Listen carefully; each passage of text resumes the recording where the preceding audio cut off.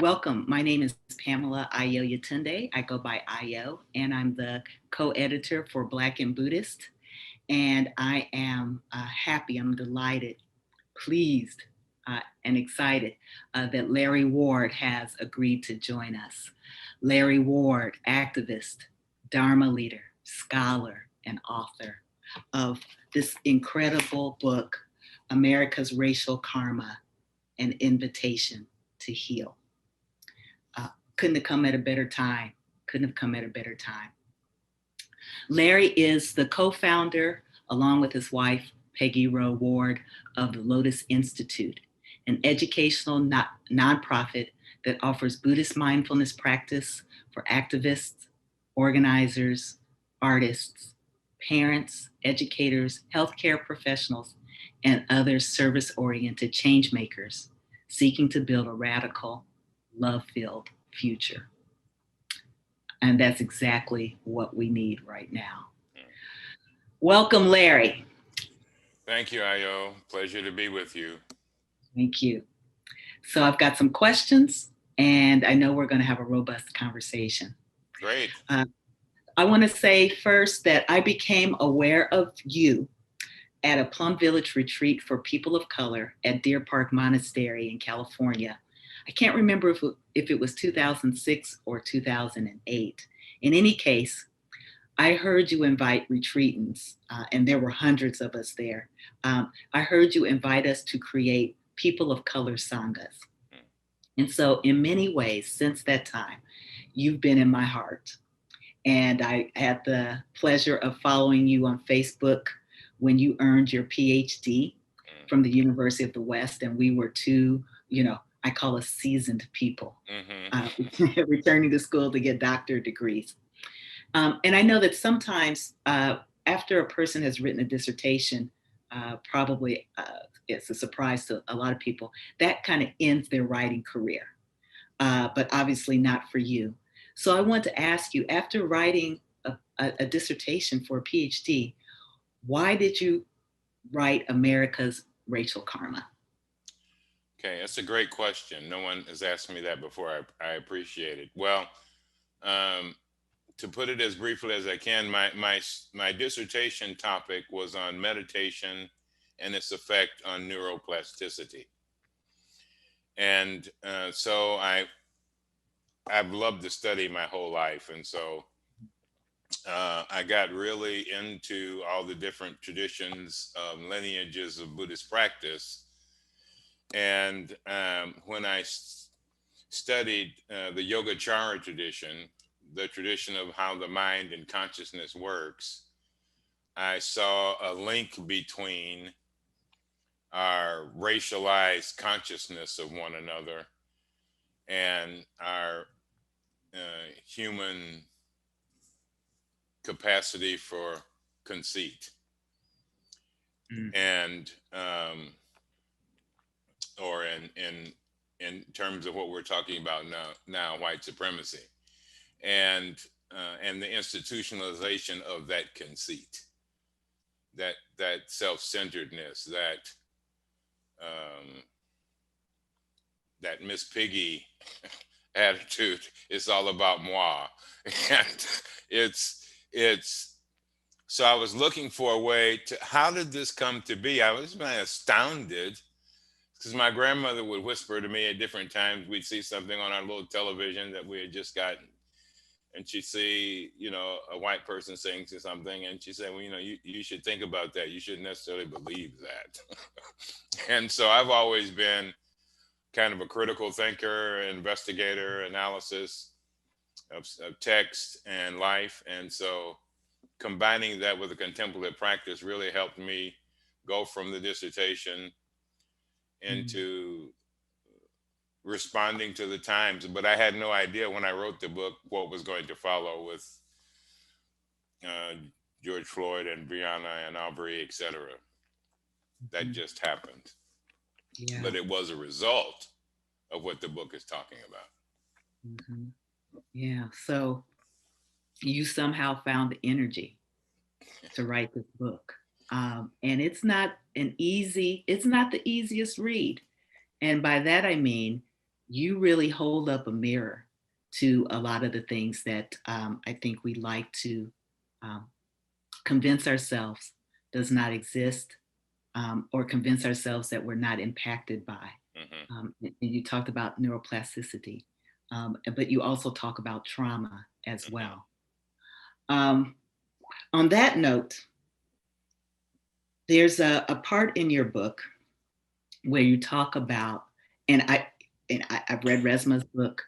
I've read Resma Menakem's book, Hmm. My Grandmother's Hands. I've Yep. read Robin DiAngelo's book, Hmm. White Fragility. But you have a completely different take on that concept of what's happening in white bodies.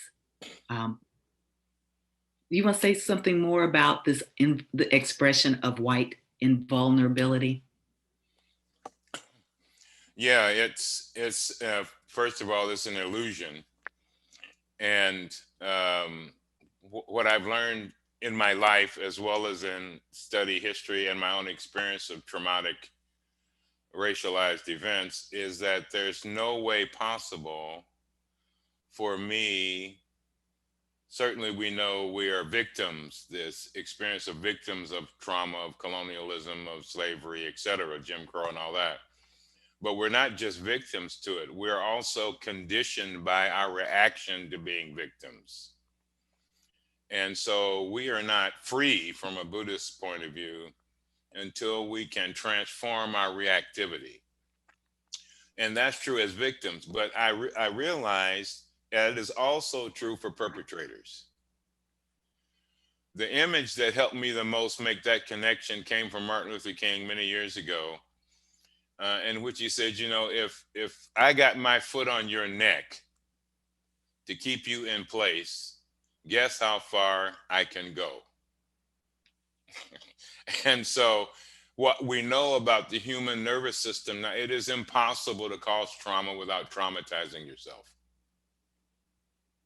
And so, a part of what, for me, we see played out over and over again, whether it's through police brutality, civilian brutality against Black and brown bodies, is this unprocessed trauma inside of white people themselves that they project out on us and try to eliminate. Mm-hmm. They are confused that their internal life has projected their shame on us, their fear on us. Um, so someone asked me the other day, what would I recommend for white people, and not just white people, everybody. You have to, I think, invest time and energy in learning about your own body and its nervous system, because we don't have to be victims to our conditioning. But that means we can do the work now. We're learning rapidly in science and in practice how what we do can reshape our nervous system so we become more capable of wholesome social engagement. Mm-hmm. Mm-hmm. Mm. And then the So, third category is people who are silent, are also traumatized, because we've all seen, I had friends call me from Japan who saw what happened to George Floyd, and they were traumatized. Trauma is not confined in time and space. right. We carry it in our bodies carry it forward, and we can just see something and we are activated. Destabilizes what I mean by trauma, Mm-hmm. and lose our cognitive capacity to be clear and coherent, which is kind of the current state of America right now. Indeed, it is. Indeed, it is. It's painful to see. And Yeah, I understand why people say, I saw a little bit and then I had to turn it off yeah, because I was so activated. yeah. Indeed. Um, ooh, Larry, you said so much that I want to dig into. Okay. We talked about victims and perpetrators. And as a member of the Order of Interbeing, I thought, here's my invitation to you for your next project. Okay. What if you were to have your own particular take? like a commentary on Ty's poem, Please Call Me by My True Names, Mm. but with a trauma perspective. Mm-hmm. Mm-hmm. Ooh, because you talked about you Mm-hmm. cannot inflict trauma without experiencing it yourself. Correct. So even as the perpetrator, you become a victim of your own uh, actions. And I think that evidence, which is mostly kept from us, is held back. Some years ago, I learned from a good friend. I used to consult with the police force on organizational change years ago, and one of my friends was telling me that the suicide rate is high, and one of the common characteristics is people who have been involved in violent interaction with others. So, I mean, we have such a poor understanding of who we are as human beings, partially because we only look at ourselves as skin, which is profoundly superficial, as we know. Mhm. And I said to someone yesterday, they asked me about how can people believe such lies in the United States, to which my response was, we've been lying from the beginning.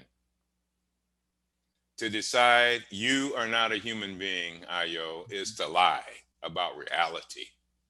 And so lie upon lie, treaty upon treaty, lie upon lie, as my indigenous friends have reminded. I mean, we're just wrapped in it, and it's so normalized. Um, I most of the time say, "Boy, I can tell you didn't grow up with my grandmother behaving like this." It's really sad. I mean, in a deep kind of way, tragic, and Right. that's And the that's what cost of. There is a cost to this legacy of white supremacy, and that cost everybody is paying. indeed. And I'm sorry to interrupt you. Well, that's quite all right.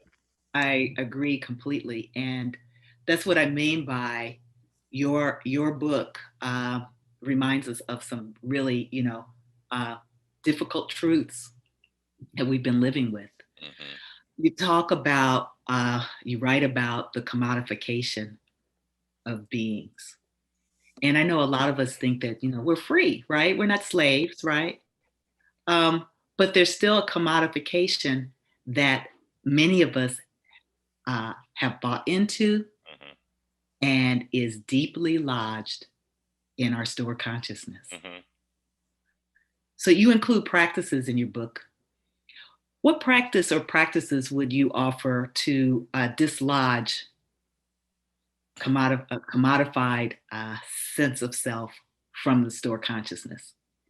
Well, for me, what the journey I have been on and I continue to be on with that is recognizing, actually naming my conditioning around consumption, and not just naming, but in terms of recognizing my body in action, the urge, and then it's like we live in a society that if it was three circles: economic, political, and cultural. And by political, I don't mean politics, I mean something way bigger, which we don't really have, but of order, justice, and well-being for a whole society is what I mean by political, not this clown show we currently have going on. But what right now, the economic circle is taking up 90% of space. And so we have been conditioned to believe that all value is economic, all value is material. That's part of our colonial heritage in terms of the definition of what is reality that got handed down by the colonial mind. And and so we've all been conditioned, if I can't have the matter I want, I'm not happy. And this respect for other ways of knowing that are not matter centered, um, decimates, eliminates, and disrespects all other peoples in the world. And what's so tragic is it actually disrespects white people's own ancestry. which I've discovered not many know much about. And so, they don't even know that being white was like a popular thing to become 350 years ago. Everybody got on the white bandwagon because it was power. It fed the need for meaning and status.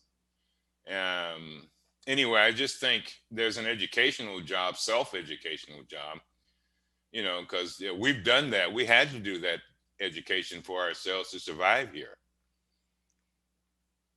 And one of the challenges of having been dominant culture everywhere, I see that is there's some internal work you don't get to do. You can avoid, you can hide from, you can bypass is a popular. That's part of the vulnerability of a dominant society, a dominant cultural model is what Yeah, and that. what's Thank you, missed. Larry. Sorry. You're making me think about one of the recent moves of the previous administration, and it was to whitewash, from my point of view, the gains made in intercultural competency, Hmm. um, the decolonization Hmm. of history Hmm. and what's taught, and the methods for diversity, inclusion, and equity. And if you were paying attention to that, what impact did that have on you as it relates to what it is that we know about ourselves? Well, the first word that comes to me is that stupid, because first, the situation in our world today, for me, indicates we need all of us with every gift and every talent we have to make sure we don't eliminate ourselves and other species. Every one of us. And when I see pictures or read images of people in Yemen, I wonder and I say to them, what if the next great idea is in one of those children? And so our whole perception has been destroyed of what a human being is and what a human being is capable of because it's been packaged only in a white body. We have a lot of work to do. Yeah, we do. I call it bodhisattva job guarantee. Yeah. Oh, oh, wow. That's funny and sad at the Yeah, same it is. time. I want to Yeah, cry and laugh at the yeah, same time. yeah, I And I agree. also want to take the moment to say you are doing your work. Yeah. You are doing your work. I want to turn to your book Okay. again and say that I have read this poem out loud over and over again Okay. to myself and to various groups of people. Oh, wonderful. Um, I want to read it here, and then I want to ask you about your choices around poetry and prose. Okay. Okay. This is from the section part two, deeper. Mm. I tell you, you know what? Do you have your book with you? I do. Would you prefer to read it? I can. I Okay. have it actually open to that poem. All right. I'd love to hear it. I think we would love to hear it in your voice. Okay. I think this is the one. I tell you, somebody stole my face. I can't seem to stop this river of tears. Black face on the ground, black face in cages. I tell you, somebody stole my face. When I found it, it was dark like the night in its elegant beauty. When I found it, it was in a dreadful theater called the white man's burden. When I found it, it was already condemned to live in a basket of lies. But when I found my hidden face, the window of eternity swung open. I tell you, somebody stole my face, my precious face. I hold it in my hands, catching tears of sorrow and joy. I hold it with the kind hands of my ancestors. I hold it, turning in it to many faces appearing across time and space. I hold it dancing with the cosmos itself. I tell you, somebody stole my face, but I have a secret for you, my friend. Somebody stole your face too. I know you've been searching for it. Find your face. Find the ground of no coming and no going. Embrace yourself. Love yourself. Lift yourself up so you can lift all the rest of us to higher ground. And remember, when you touch your face, George Floyd can no longer have that joy.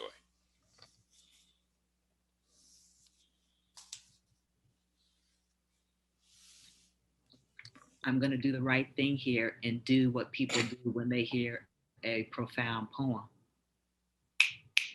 Okay, yes. All right. Okay. Appreciate it. This poem uh, continues to speak to me, and to hear it in your voice really lands on me as written by someone who knows the pain of being characterized through the uh, cultural um, manifestation of blackface, if you want to call it that, manifestation, the ignorance of that, and also the very deep teachings on original face, as well as interconnection and interbeing with the cosmos. And then you bring it back down to earth and tell us to remember to think about what it must be like to have all of this and to have taken it away from George and from the many other people who've been robbed. What inspired you to write this particular poem? Well, actually, last year, I came from Oaxaca, where I was working on the book, to San Diego for a Martin Luther King weekend of retreats and talks that I was giving in meditations. And the Saturday morning at 3 o'clock, I woke up early and was thinking about Ruby Bridges. And so I got on my computer and reread her whole life. And that poem came out of my inner life around Ruby Bridges's life. Wow. So I never know when poems are going to come. They just kind of appear. Yeah. Wow. And they show up, and I have them on. All people are trying to put things together on this piece of paper, on a napkin over here. I mean, I never know. So that's so different for me than writing. Mm-hmm. It's a different part of my brain, I think, that is in action in poetry, and than the more cognitive work of prose. Mm-hmm. I've never read about Ruby Bridges's life like you have. So what is it about her life that you think we should know? And what in the poem is the reflection of that part of her life that you think needed to be told in a poem? Well, for me, and I gave a talk on it at a mindfulness day in Vista, and with a picture of her being escorted by federal marshals into school the first day. Now, the backstory: while she was in the car being driven towards school, remembering she is from New Orleans, and she saw a crowd up ahead and people and noise, and she thought she was coming to a Mardi Gras. She thought she was coming to a celebration of life, not the hatred of the life her face represented. And and then I went on and kind of updated myself what she's doing now. You know, I listened to a talk she gave. It's just astounding, her quality of presence, her beauty, her impeccability of integrity. It's just, you wouldn't know that ever happened to her, is what I'm saying. Mm-hmm. And many of us, as my grandma would say, us, understand that because we've been carrying that for a long time, and it's been handed down from one generation to another, both in terms of intergenerational trauma, but also in terms of our conditioning. And back to Makim's brilliant book. And so much of what we think we know about ourselves is actually the projections of our trauma fed back to us. And it's fed back in many ways. But I remember the first time I went outside the United States many years ago to work with teaching school teachers in Kuala Lumpur is where I was. And it was such a unique experience to be in a place where all these skin tones were. And nobody was freaking out. it was like, besides the wonderful food and the great people and all that, but the cultural psyche, the psychic energy of the place. And then from there, I went to Hong Kong. And in Hong Kong, you know, I'm sleeping on the floor in a dorm along with everybody else. And I come back to my room one afternoon, and there's a gift on my bed. And I thought somebody had misplaced something, and I discovered all the teachers in the program had received a gift. To which I said, I never got a gift before that wasn't on Christmas. I didn't know a culture could perceive of relationships in that way. So the more I lived and worked around the world, whether it was in Kenya or in India or in Mexico or Thailand, etc., the more I realized that my internal life is larger than white supremacy. My internal life is actually larger than everything. And so to only think of ourselves in this tiny little prism is, to me, rob ourselves of all the power we still have that most of us are sitting on. Indeed. Which leads me to a couple of things. One, I want to underscore something that you said. I've been to Kuala Lumpur as well and had that same experience. And I really think Black-bodied people need to leave this country. Oh, you bet. You know, put it on your bucket list as soon as you can. Yeah. Get out. That's right. In a different way than the movie. When my son was 14, I sent him with some good friends of mine to work in a village in Kenya, in Mount Basa. And about a month later, I get a letter saying, there's no McDonald's here. That's it. I wrote him, I said, there's rocks in my rice. So I told him, you know, I've already had rocks in my rice a lot in my work around the world. And from there, then he went to Venezuela and worked in villages and studied, etc. And what the feedback is, no problems. Mature, thinks inclusivity is normal, etc. Yeah, it really gives you a perspective. Yeah, and it's tragic that so many of us think who we are is what we've been told we are by someone who wouldn't know. See, Larry, this is why I had to follow up with you. And persist, because this this book, I'm gonna lift it up. This book is this thin. It's bigger than Pocket, Mm. but having followed the fact that you earned a PhD, I was and given the topic, America's racial karma, oh my God, right? I was expecting a book that I didn't think I'd be able to finish Mm. with a huge, like a Okay, tome. yeah. This little book is so powerful. Um, and I think it's just because you don't pull any punches in it. I think that's fair to say. You don't pull any punches in this, which leads me to this observation.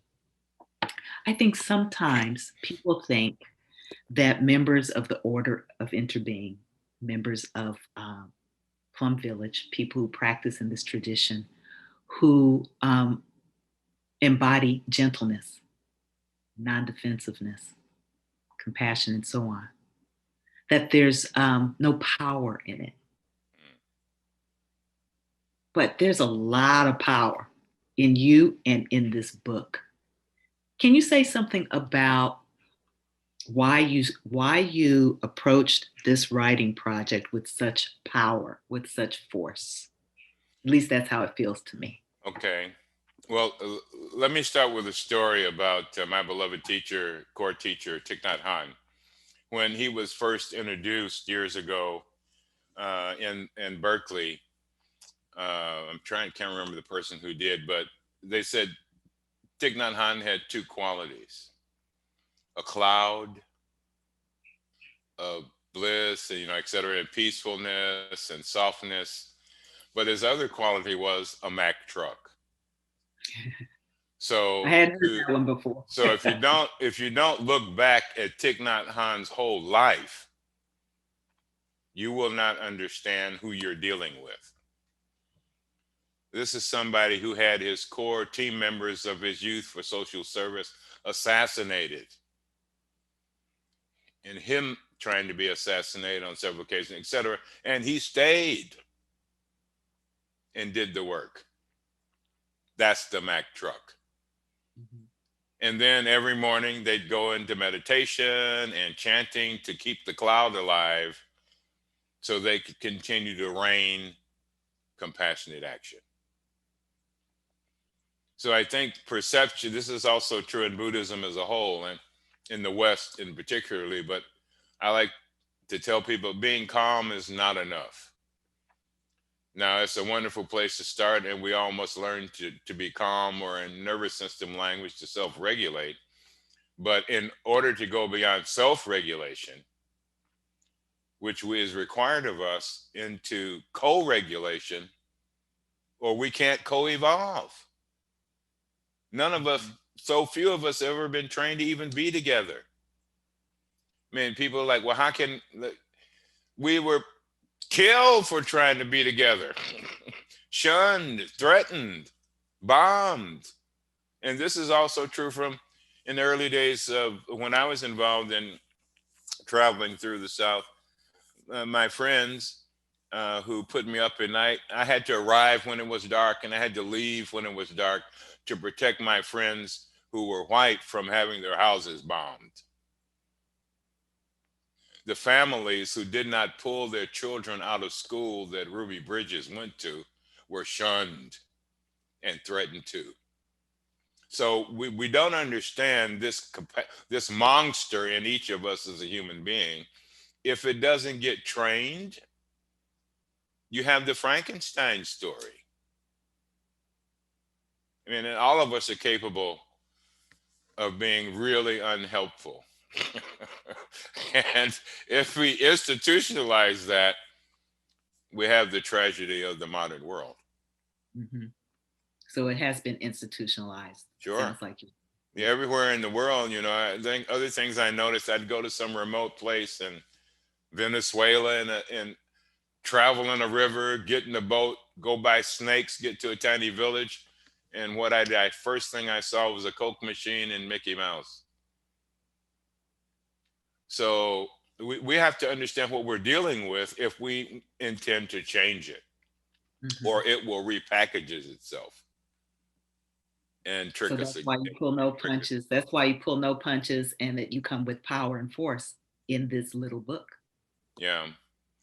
Well, Uh, it was also writing the book was also a journey through my own trauma, mm, and a journey through the trauma of my ancestors, and a journey through the trauma of black and brown bodies for the last 500 years. So I did a lot of crying when I wrote this book.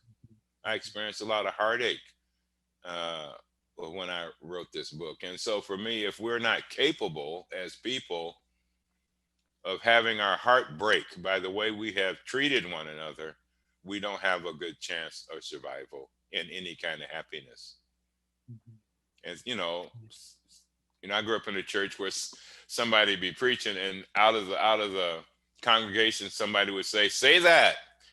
And so I I kind of grew up also. I had 25 years of teaching and studying Christianity. Mhm. So I grew up, as a preacher. And And so you're still yeah, when I was getting ordained by Thich Nhat Hanh, I said to him, I've read the Lotus Sutra, and I'm a little confused. The version I have only talks about a Dharma teacher, and he gave me another copy, and the title was Dharma Preacher. So he says you're right where you're supposed to be. Yes, indeed. And we have benefited from you being right where you're supposed to be. I'm Thank you. recalling, I'm recalling not only hearing you at Deer Park, but also at Spirit Rock Mm, when Dharma teachers, Black Dharma teachers gathered for the hmm. gathering in Yes. 2019. And do you remember after you spoke, it was like an earthquake in that room. Mm, You remember the stomping, and yeah. Rachel Bagby was leading us into a ritual that was earth shattering, Mm, it felt like. So I'm glad that you are a whole person. And that's what you advocate for in this book, wholeness. I do. And you talked about heartbreak. And I was thinking, you know what? You could have had so many subtitles to this book. Hmm. One could have been an invitation to heartbreak, Yes. because I do recall feeling like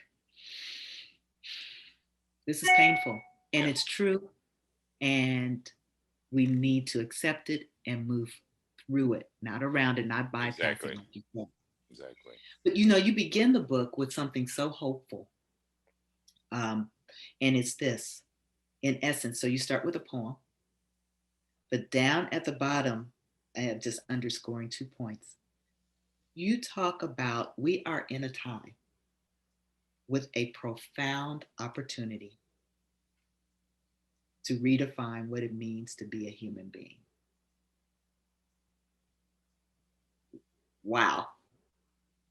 So many people are despairing right now, are in such deep grief, complicated grief. I think it's hard to see the profound opportunity, the Hmm. challenge slash Hmm. opportunity, Hmm. um, and redefine. I've already said that you're a powerful person. How does someone find their power to redefine what it means to be human? Who am I to do that? Well, to me, that's our charge.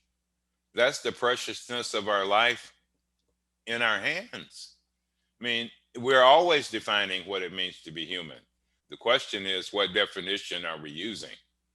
What definition are we creating? And how does that definition impact everyone else, both in terms of interpersonal, personal, and systemic life together? And my hope is, one of the things I learned from one of my theological professors, close teacher, is in looking at, you can look at history in terms of a wave. Thich Nhat Hanh likes to use the wave, and other Buddhist teachers do too. But there's the trough at the bottom and the crest at the top and what's in between. And part of our conditioning, in my view, of the colonial imprints in us is to be stuck at the trough. And so I was asked a question by a group of people in Atlanta years ago about what I thought about equality. Did I believe in equality? And I said, so I'm not trying to be equal to anybody. I'm not trying to be less than anybody. I'm also not trying to be the same as anybody. I'm just trying to be myself. Or Nina Simone word, just to be free, inside and outside. And so I think that power is in everyone. It's just suppressed. And so the practice of mindfulness and meditation and getting grounded in the energy of your own ancestral roots, which I do, and the ancestors in the land in which I occupy, wherever I am, all that energy for me is a part of my energy. So it's not personal in that sense of the word, because it's available to everyone. I spent some time studying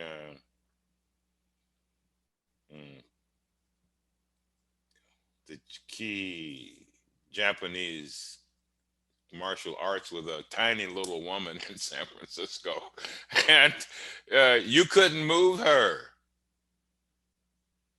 And so she was training, and part of what she said was, you think you're trying to move my body, but what you don't know is standing here next to me is Mother Teresa. Over here is Nelson Mandela. Behind me is Malcolm X. I mean, she just surrounded herself with archetypal energy, which again, we all have inside of us. But most of us don't know we have it. So it lays there taking a nap. And so I've had the good fortune of studying and working with people and developing the warrior sense, the shaman, the pattern keeper, the holder of the children's fire. And so I live out of metaphors from humanity that move in the arc toward justice. Larry, I want to share this thought with you, but now I'm going back and forth. Maybe I'll get. Okay, now that I've said all this, I got to say it. Okay.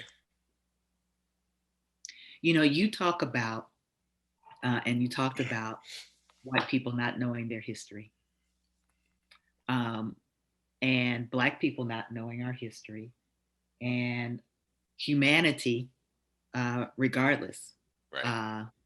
Being disconnected from archetypal energies, denying the shamanistic roots of our various traditions, just being cut off here and there, cut off here and there.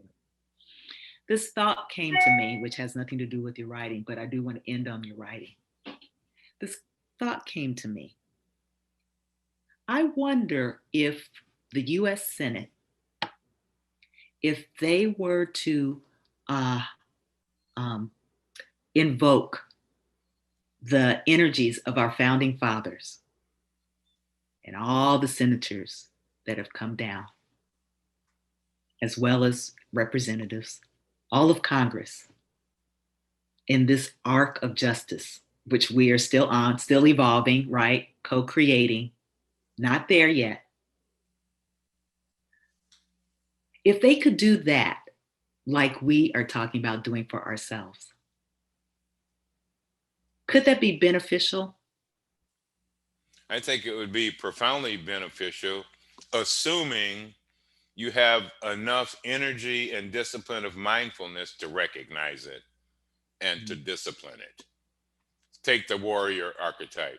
I had my son and I were watching the 4 Days in Miami movie by Regina King. And so my son and I, who lives in LA, he and I are back and forth. And what struck me as I saw it, it was a conversation, it was an archetypal conversation of the forces at the base of community: economic, political, religious, social. And each one of these energies were saying we cannot do this without us all.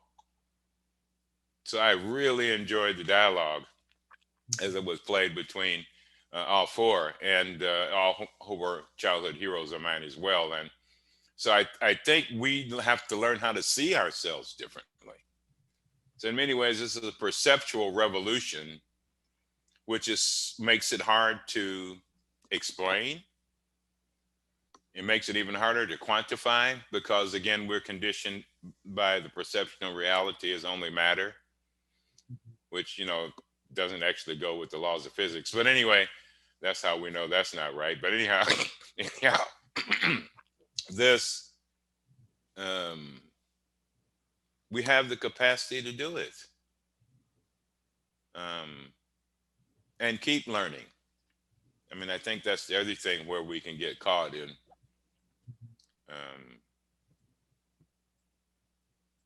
Is your book in the halls of Congress? Do you know? No, I have no idea. Do have some friends who are trying to get in touch with some people in Congress who've met Thich Nhat Hanh. And about 15 years ago, Peggy and I joined Thich Nhat Hanh in doing a retreat in Washington for people in Congress. It was only a few Democrats, of course. And but at the end of 2 days, they only had one thing to say: Congress is really hard. It is to see how people's energy is used, to me, is a waste. And so I think learning how to be in your body and not in ideology would be the most important thing congressional members can do, so that their decisions and perceptions are grounded in the reality of life in this moment. Yes. And the reality of life that we've inherited, and the reality of life of where we're going if we don't change. But you can't even think of this if you're not in your body, if you're in some ideology, if you're in some group who has an agenda. I mean, the world is so past our agendas. I mean, I think the virus is a guru trying to help us realize, as human beings, we ain't all that. Clearly. And that we are connected to that which is visible and invisible, which is large and small. And our arrogance. And so I'm the kind of person who, when my friends talk online and, oh, the vaccine's coming, I have kind of a scientific bias. So I'm like, okay, I don't think, a big party's coming in June, people. I don't think we will be there yet. So this American tendency to over anticipate the positive, which is also playing out in a shadow way with the response to the insurrection. Yes. The same pattern of denial. It's very frightening. And it's not gonna end well, in my view, unless something changes. And that change, though, depends on us, not on Congress. And that makes me happy. And I think about the whole world. Yeah. And when the people I encounter in different parts of the world, work with, teach with, learn from, we are the key to the future. Our political structures are so behind technology, behind consciousness. I just made note of a recent anniversary where the European powers gathered to divide up Africa. And one of the things I've learned in studying the sociology of colonialism and economics and economic development is when you cut people off from their language, it becomes very difficult to do business because you can't figure out, you can't trade, you can't create the interactions for successful economic development. And that's part of what we see in Africa still today. So this, Larry, you are a world traveler. I'm lucky Um, and yes, grateful. you've been fortunate. You've been fortunate and also generous. Mm, And one of my hopes, I didn't have this hope. I didn't think to have it when I read your book. But in this conversation with you today, I do hope that your book gets into the halls of Congress, thank you. and that our movements will be there to support anybody who wants to make change. Hmm. Because as we all know, it is dangerous now. It's not just we disagree. That's right. It is Right. lethal That's to correct. be in the halls of Congress right now. Yes. Correct. And it's how could that end well without a radical Yeah. and transformation? Right. How could it not be different? As we bring our time to a close, and I have really appreciated this opportunity to talk with you I've about your life enjoyed and your being book. with you. Thank you, Larry. So having had the opportunity to teach for a short period of time at the University of the West, I'm going to say I don't know how they could not be like gushing with pride over one of their own. I mean, of Oh, course they're Buddhists, so they don't want to be too, yeah, right. too boastful. But I Yeah. mean, boy, you are like, woo! Any school would want to have you as one of their graduates. Mm. You do University of the West proud, and I just want to say that. Oh, thank you. It's my good fortune. They just, I'm giving a talk there, and it's part of their Black Heritage Month, History Month, later this month. So, I heard. yeah, that'll be cool. Yeah, I heard. And then the other thing in closing, I want to ask you about because um, I know that sometimes people, as we get older, we begin to wrap it up, if you will. Like I shouldn't be doing this, or who at my age does this.